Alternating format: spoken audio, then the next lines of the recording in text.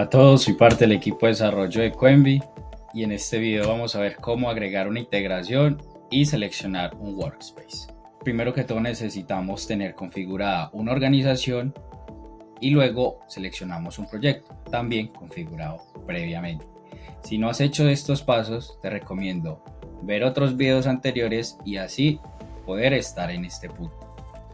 Luego de haber configurado todo esto, vamos a la parte izquierda en donde vemos la sección de Applications y dentro de Integrations.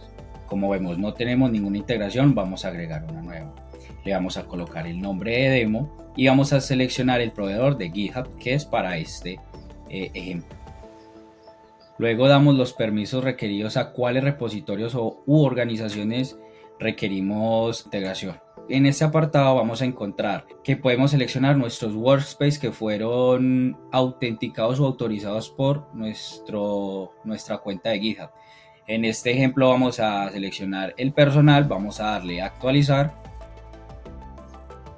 y listo. Como podemos ver, ya está nuestra integración en nuestro dashboard, en nuestra cuenta. Entonces hoy aprendimos cómo integrar una Git Integrations con el proveedor de GitHub en Coenvy Platform.